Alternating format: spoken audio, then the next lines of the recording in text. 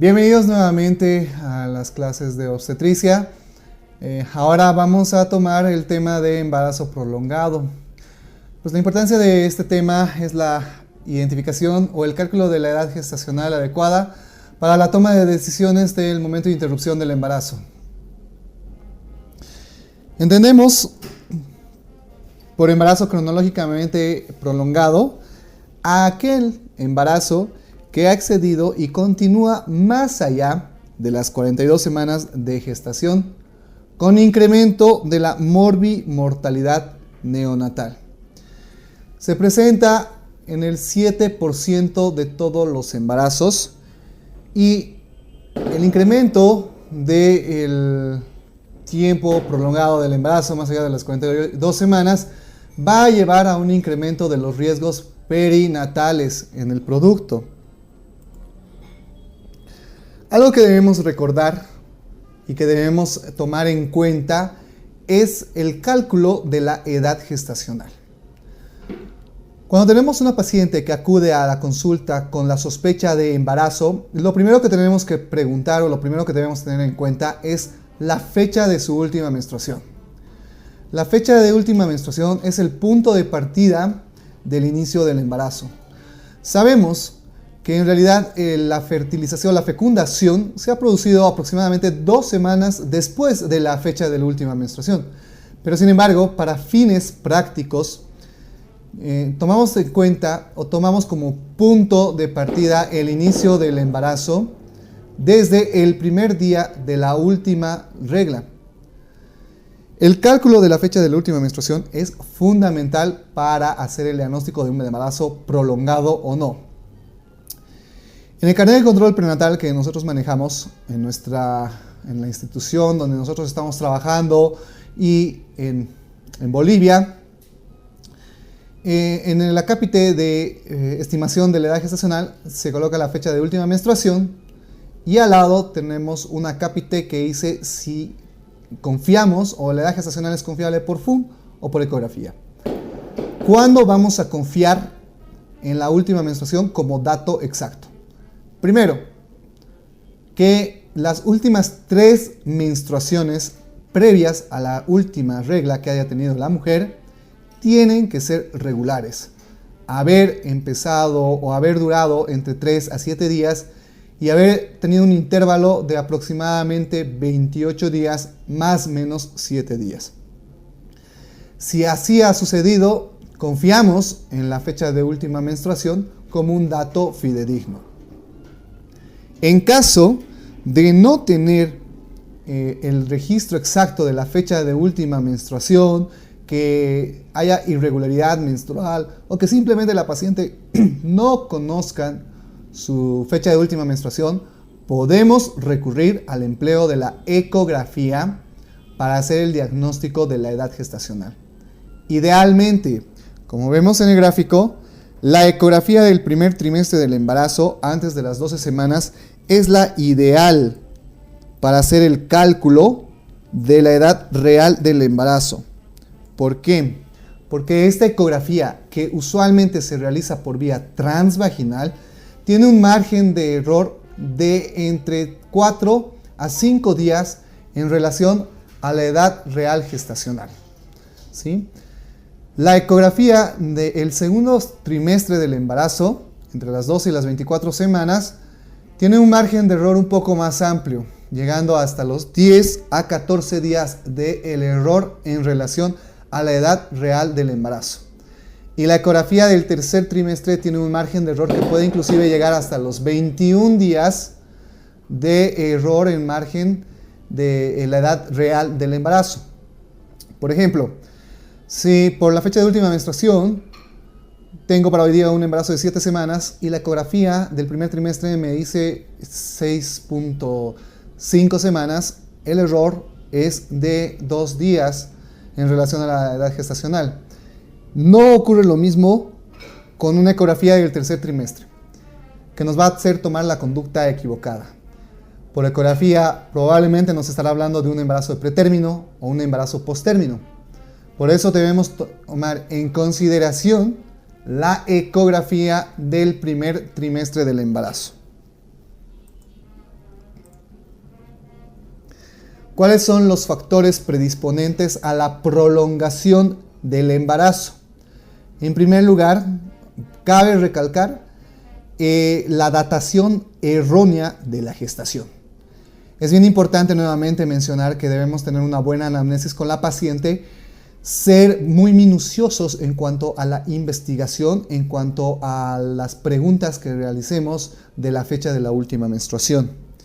Otros factores predisponentes para que se prolongue el embarazo: el bajo nivel socioeconómico, el antecedente de la prolongación de un embarazo previo, la macrosomía fetal, defectos del tubo neural, factores mecánicos que impiden de que progrese el trabajo de parto, el hipotiroidismo materno o situaciones de preeclampsia, aunque no es muy frecuente que en situaciones de preeclampsia un embarazo se vaya prolongando más de las 37 semanas.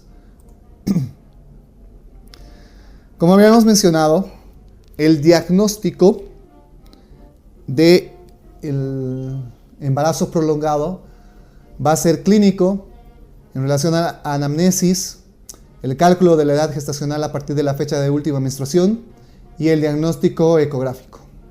Como podemos ver en esta gráfica, a distintas edades gestacionales va a empezar a existir error o dispersión de rango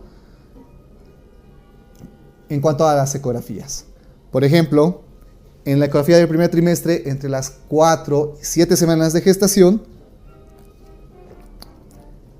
el embarazo tiene una falla de más o menos, o en realidad la ecografía en esta etapa tiene un margen de error de entre 4 días. A las 10 semanas, la medición que se realiza es de la longitud cráneo-caudal con un margen de error de 3 días. En el segundo trimestre estamos viendo que el margen de error es de 7 días o un poco más de 10 días. Y en el último trimestre, más ahí de la semana 42, el margen de error estamos viendo que puede alcanzar hasta los 21 días. ¿Cuál es la conducta que debemos tomar cuando tenemos una paciente con un embarazo prolongado? La vitalidad del producto y el bienestar del producto. En los embarazos cronológicamente prolongados, identificado el diagnóstico, debemos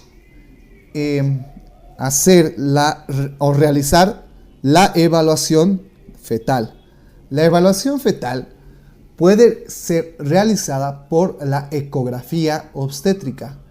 En la ecografía obstétrica, si tenemos una ecografía del primer trimestre, hacemos la comparación, ¿no?, de cuántas semanas de embarazo tenemos. Si tenemos la ecografía o en ese momento realizamos una ecografía en ese momento del diagnóstico, debemos valorar el peso fetal, valorar la cantidad de líquido amniótico y valorar la madurez placentaria. La madurez placentaria se clasifican en 3 grupos en la clasificación de Granum. Tipo 1, donde no existe madurez placentaria, son hallazgos ecográficos que permiten la clasificación de Granum en tipo 1, no hay madurez. Tipo 2, en que la madurez es inicial. Y tipo 3, en que la madurez es completa o exagerada. Y después de realizar la ecografía obstétrica para determinar estos parámetros, debemos realizar pruebas de bienestar fetal. Dentro de estas pruebas, desde la más básica hasta la más compleja, tenemos la cardiotocografía o la monitorización fetal. Este es un estudio muy sencillo que se realiza en cada centro de salud donde contemos con el cardiotocógrafo. El objetivo de este estudio es el trazado de la frecuencia cardíaca fetal en un lapso de 30 minutos. Y este trazado se plasma en un papel impreso y permite valorar 5 parámetros de la frecuencia cardíaca fetal.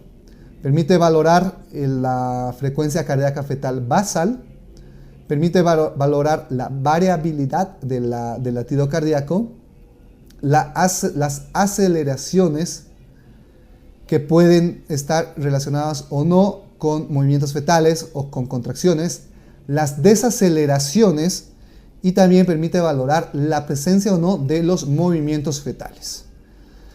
Este estudio permite valorar el grado de irrigación hacia la placenta, y al final del estudio podemos categorizar en 3 grupos, siendo la categoría 1 un estado de bienestar fetal, es decir, si nosotros categorizamos el trazo que tenemos como categoría 1, decimos que el bebé está bien perfundido, que la irrigación está normal, que el bebé no está entrando en un estado de hipoxia. En una categoría 3, el bebé está en estado de hipoxia y necesitamos interrumpir ese embarazo lo más antes posible. En una categoría 2 es un valor indeterminado, un valor en el que nos dice que no estamos completamente seguros de que el bebé se esté perfundiendo adecuadamente o de que estemos entrando en un estado de hipoxia. En este caso de la categoría 2 debemos hacer empleo de otros métodos para evaluar el bienestar fetal. Los otros métodos para evaluar el bienestar fetal, en primer lugar tenemos el empleo de la ecografía Doppler. La ecografía Doppler es el estudio del flujo de vasos sanguíneos relacionados con el embarazo. Idealmente se debería valorar 5 vasos sanguíneos: la arteria uterina, la arteria umbilical, la arteria cerebral media, el ductus venoso y el istmo aórtico. Esta valoración especializada ecográfica de este tipo de arterias o de estos vasos van a permitir verificar la perfusión o la oxigenación adecuada del producto que estamos sospechando de que sea cronológicamente prolongado. Las alteraciones de la arteria umbilical, de la cerebral media y del ductus venoso van a permitir el diagnóstico del riesgo de la pérdida del bienestar fetal con la consiguiente determinación de interrumpir el embarazo inmediatamente. Otro de los estudios para evaluar el bienestar fetal es el empleo del perfil biofísico fetal. El perfil biofísico fetal se trata de un estudio combinado ecográfico junto con el monitoreo cardíaco fetal. Lo que valoramos son 5 puntos. Valoramos el líquido amniótico, el índice de líquido amniótico. Valoramos los movimientos respiratorios. Valoramos el tono fetal. Valoramos los movimientos fetales y valoramos el trazado del cardiotocógrafo. Cada uno de estos parámetros tiene una puntuación mínima de 0 y una puntuación máxima de 2. Todo se calcula sobre 10 puntos. Cuando tenemos un resultado mayor a 8 puntos, estamos hablando de bienestar fetal. Cuando el resultado es entre 8 o 6 puntos, estamos hablando de inicio del compromiso fetal. Y cuando el resultado es menor de 6 puntos, hablamos de hipoxia fetal, de sufrimiento fetal, por lo cual debemos culminar el embarazo. La importancia de conocer el embarazo que está en prolongación o que se está prolongando son las complicaciones. Una de las complicaciones muy importantes, muy temidas, muy riesgosas, es el de la muerte neofetal intraútero. Se encuentra asociada principalmente por una insuficiencia uteroplacentaria, por una infección intrauterina o por un síndrome de aspiración meconial. ¿Por qué ocurre todo esto? Hemos hablado que la placenta tiene madurez placentaria acorde a el avance del embarazo. A mayor edad gestacional, la placenta se vuelve insuficiente. La placenta aumenta sus resistencias, disminuye el flujo uteroplacentario, la cantidad de sangre oxigenada que pasa a través de la placenta al bebé es insuficiente para las necesidades de este bebé. Ahí tenemos la insuficiencia uteroplacentaria. Al haber una disminución o una alteración del flujo uteroplacentario neonofetal, puede existir una disminución del flujo renal en el bebé. Y nuevamente mencionamos que el líquido amniótico en el tercer trimestre del embarazo se encuentra producido por la orina fetal. Si el flujo renal del bebé o del feto se encuentra disminuido, la producción del líquido amniótico se encuentra disminuido por el consiguiente oligohidramnios. Y el oligohidramnios es un factor de riesgo para la muerte intrafetal. Además, que en un bebé de término maduro, habíamos mencionado que algunos de sus órganos o de sus sistemas empiezan a funcionar. En este caso, el sistema digestivo del producto o del feto empieza a trabajar. El intestino fetal se empieza a movilizar, empieza a haber expulsión del meconio y el meconio va a ser absorbido o va a ser tragado por el feto, ingresando meconio a la vía respiratoria, y el meconio produce una irritación, una neumonitis química que va a condicionar al momento del nacimiento dificultad respiratoria extrema. Los embarazos prolongados, además, son embarazos que producen un crecimiento del peso del feto. Son fetos que pueden llegar a pesar 4.200 gramos, fetos macrosómicos. Y estos fetos macrosómicos tienen distocias en el momento del parto. Distocias principalmente a la altura de los hombros. Retraso, pueden existir lesiones de los hombros, lesiones claviculares en el momento del parto, donde pueden haber fracturas claviculares o lesión del plexo braquial. El síndrome de dismadurez, una alteración funcional donde los órganos del producto se encuentran alterados por el exceso del tiempo del embarazo, y en el momento del nacimiento existen situaciones en las que el producto o el neonato van a empezar a fallar sus órganos. Y como hemos mencionado previamente, la presencia del oligohidramnios. ¿Cuál va a ser la conducta frente al embarazo prolongado? Frente al embarazo prolongado, el primer parámetro es establecimiento del diagnóstico. Y estableciendo el diagnóstico se debe terminar el embarazo. El embarazo puede terminar por parto o por cesárea. Vamos a parto cuando existen condiciones obstétricas. Tenemos un bebé en situación longitudinal, en presentación cefálica, con un peso menor a 3.500 o un peso de 3.500 aproximadamente, y una pelvis viable, una pelvis ginecológica. Debemos buscar o debemos tener la seguridad de que el producto tenga bienestar fetal a través de las pruebas de bienestar fetal, y una vez que hemos decidido ir a parto, tenemos condiciones obstétricas normales, tenemos bienestar fetal, podemos realizar la inductoconducción del trabajo de parto. Inducción del trabajo de parto significa iniciar las contracciones uterinas de trabajo de parto, y conducción significa conducir o regularizar las contracciones uterinas de trabajo de parto. La inductoconducción se puede realizar mediante medicamentos, se puede realizar con sonda vesical, pero habitualmente nosotros utilizamos misoprostol para inducir y el empleo de oxitocina para la conducción del trabajo de parto. Cuando no existen condiciones favorables para el parto o un producto macrosómico, o existen datos de riesgo de pérdida del bienestar fetal, nosotros debemos programar una cesárea.